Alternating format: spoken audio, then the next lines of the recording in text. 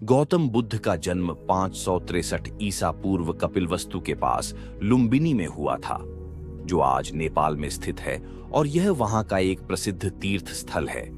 उनके पिता राजा शुद्धोधन शाक्य वंश के राजा थे और उनकी माता का नाम माया देवी था। रानी माया देवी ने एक पुत्र को जन्म दिया, जिसका नाम राजा शुद्धोधन के गुरु ने सिद्धार्थ रखा। दुर्भाग्यवश सिद्धार्थ के जन्म के 7 दिनों बाद ही उनकी माता माया देवी का निधन हो गया। रानी माया देवी की मृत्यु के बाद सिद्धार्थ का पालन पोषण राजा शुद्धोधन की दूसरी पत्नी और माया देवी की बहन महाप्रजापति गौतमी ने किया। कुछ समय बाद विद्वानों ने भविष्यवाणी की कि सिद्धार्थ बड़े होकर या तो एक महान राजा बनेंगे या फिर एक महान सिद्ध संत। इस भविष्यवाणी ने राजा शुद्धोधन को चिंतित कर दिया और उन्होंने सिद्धार्थ को दुनिया के दुखों से दूर रखने का निश्चय किया ताकि वह संत न बने। राजा ने सिद्धार्थ को महल की 4 दीवारों के भीतर ही रखा और उनकी शिक्षा दीक्षा का पूरा प्रबंध किया, जिससे वह एक कुशल योग्य राजा बन सके। जब सिद्धार्थ योग्य आयु के हो गए, तब उनका विवाह राजकुमारी यशोधरा से कर दिया गया। विवाह के कुछ समय बाद यशोधरा ने एक पुत्र को जन्म दिया, जिसका नाम राहुल रखा गया।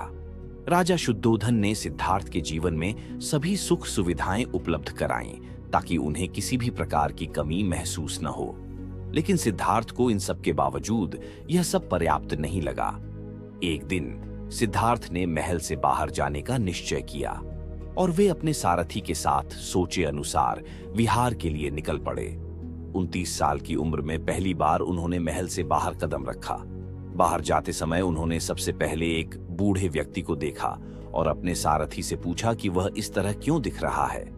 सारथी ने उत्तर दिया कि सभी लोग अपने जीवन में बूढ़े होते हैं। इसके बाद उन्होंने एक बीमार व्यक्ति को देखा और उसके बारे में भी पूछा। सारथी ने कहा कि जीवन में लोग बीमार भी होते हैं। थोड़ा आगे बढ़ते ही फिर उन्होंने एक शव यात्रा देखी। उसे देखते ही सिद्धार्थ ने जिज्ञासा से शव यात्रा के बारे में पूछा।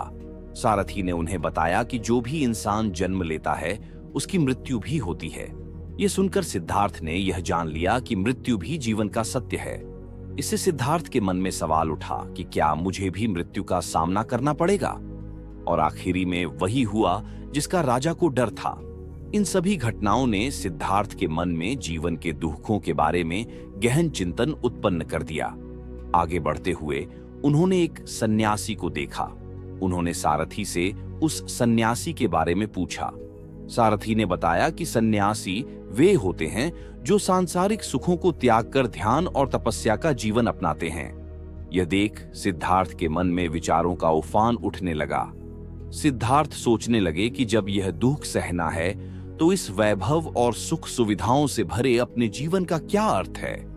और उन्होंने वैभवशाली जीवन को छोड़ने का निर्णय लिया। सिद्धार्थ ने अपना महल त्याग दिया और सारथी से कहा कि वह उन्हें महल के बाहर दूर जंगल में छोड़कर चला आए। इस घटना के बाद सिद्धार्थ जीवन के सत्य को खोजने के लिए तपस्वी जीवन जीने लगे। उन्होंने कई साधुओं और तपस्वियों से मार्गदर्शन प्राप्त किया, लेकिन उन्हें वह सत्य प्राप्त नहीं हो पाया जिसकी वह खोज कर रहे थे। अंत में एक दिन उन्होंने एक पीपल के वृक्ष के नीचे आकर बैठ गए और कठोर तपस्या की। वैशाख शुक्ल पूर्णिमा के दिन उन्हें बोध प्राप्त हुआ। उन्हें अपने उन सभी प्रश्नों के उत्तर मिल गए जो वह पाना चाहते थे, और बोध प्राप्त होने के बाद वे गौतम बुद्ध बन गए।